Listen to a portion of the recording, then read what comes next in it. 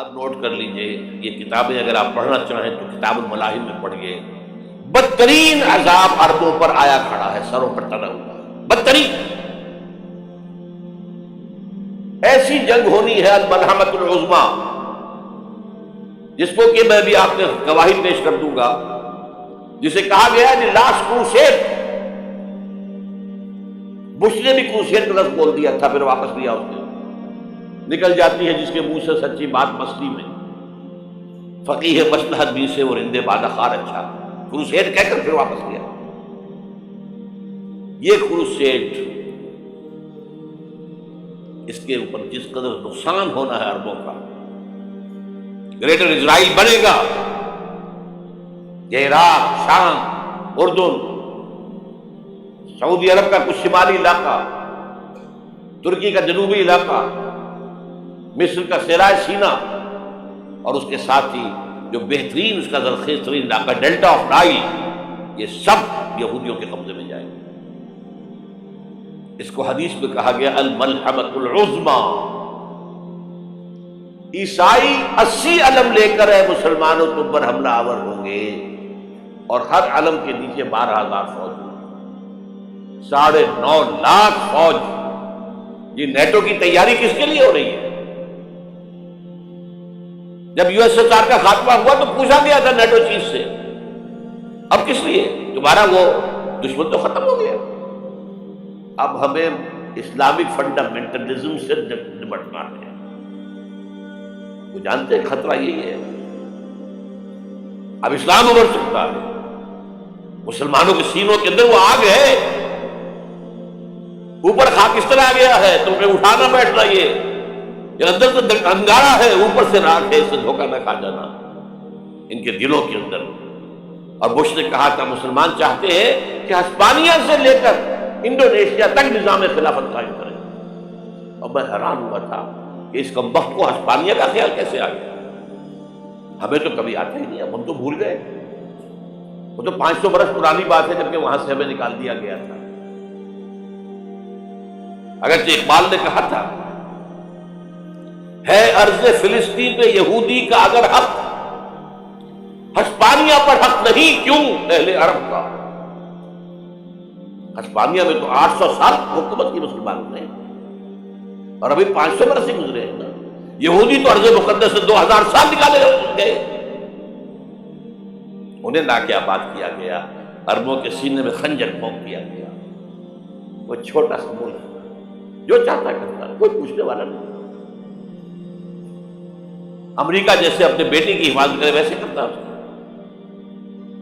اور حضور نے فرمایا ہے وہ جنگ جب ہوگی تو ایک باپ کے اگر 100 بیٹے ہوں گے تو 99 ختم ہو جائیں گے، ایک بچے گا۔ یہ حدیث ہے، حدیث ہے صحیح۔ اور آپ نے فرمایا ویل للعرب من شر قد اقترب، عربوں کے لیے ہلاکت ہے، عربوں کے لیے بربادی ہے اس شر سے جو قریب آ چکی ہے۔ اور آج جس طرح انہوں نے ان کی تہذیب کو اختیار کر لیا، دبئی جا کر دیکھیے، بدترین مغربی معاشرہ جو ہے وہ دبئی کے اندر ہم نے قائم کر کے دکھا دیا۔ اب سعودی عرب اس راستے پر بڑھ رہا ہے، اور اس کے بعد نمبر 2 پر جو ہے ہم پاکستانی ہیں۔ لیکن میں اس کے وہ پہلی بات جو کہہ رہا ہوں وہ تو یقینی ہے، اس میں تو احادیث صحیحہ موجود،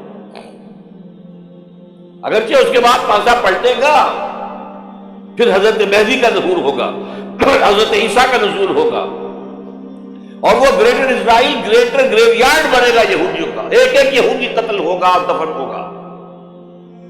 یہ بات میں ہونا ہے، میں پہلی بات پرچ کر رہا ہوں، وہ پانسا پلٹے گا جب پلٹے گا۔ ابھی جو سامنے ہے وہ کیا ہے؟ جس ملحمۃ العظمیٰ کہا حضور نے، جسے آرمگیڈون کہتے ہیں عیسائی۔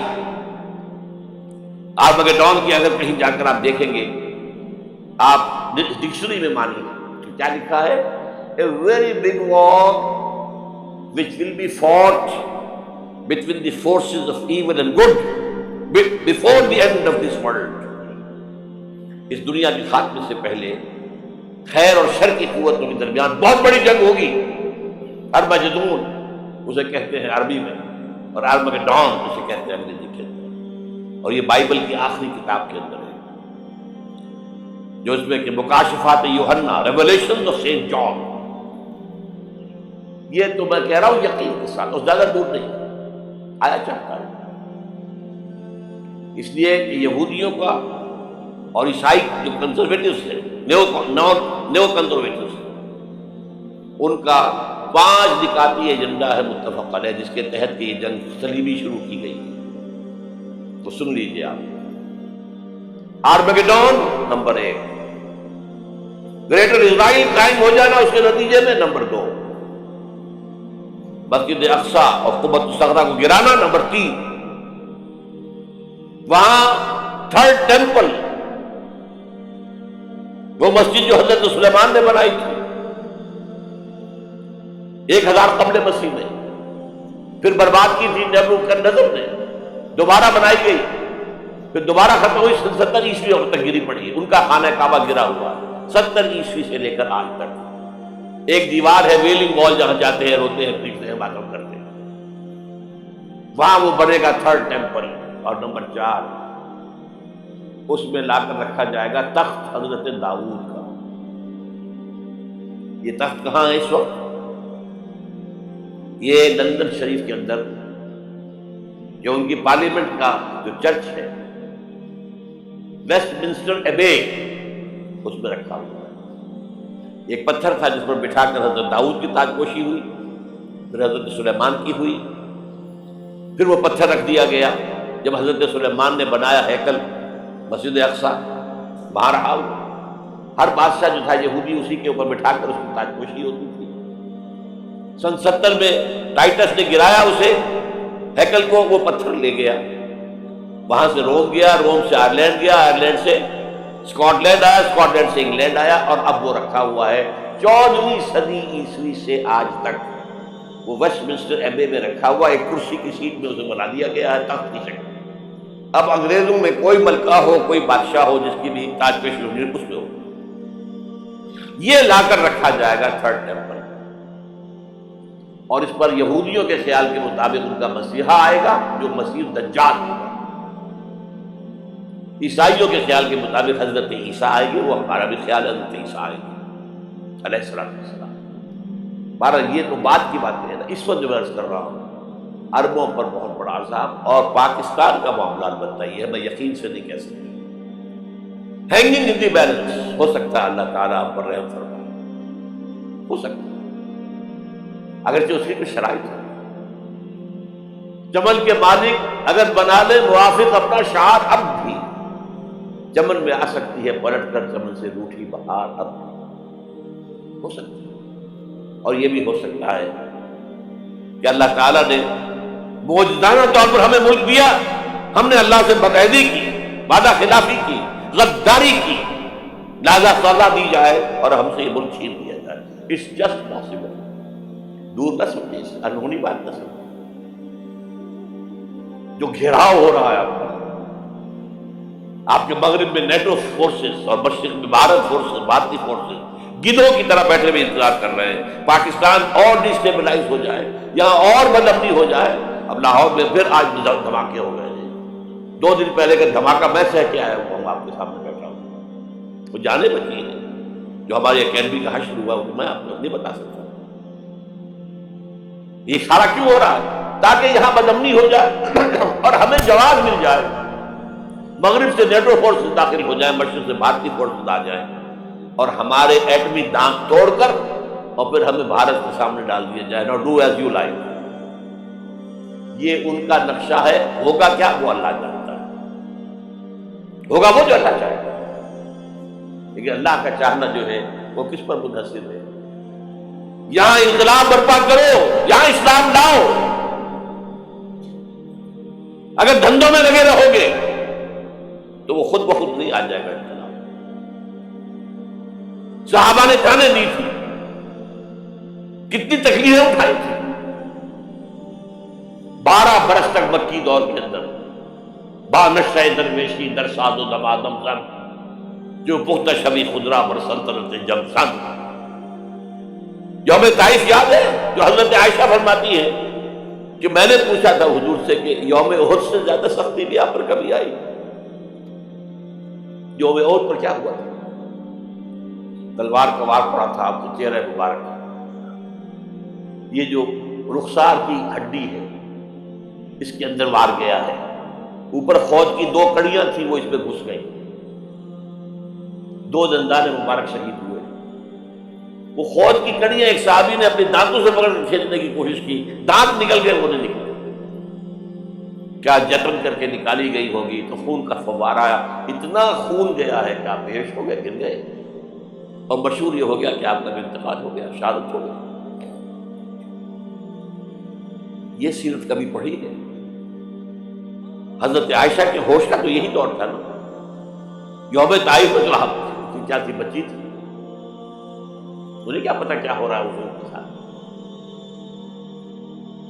3 دن تک حضور مکے کی گلیاں اور وہاں کے اوباش لوگ پتھراؤ کر گئے تھے اس امید میں کہ شاید وہاں کا کوئی سردار ایمان لے آئے، تو یہاں تو ابو طالب بھی فوت ہو گئے، یہی دنیاوی سہارا تھا، خاندانی سہارا تھا ابو طالب کے ذریعے، اور گھر میں دلجوئی کرنے والی رفیقہ حیات تھی، وہ بھی، ان کا بھی انتقال ہو گیا۔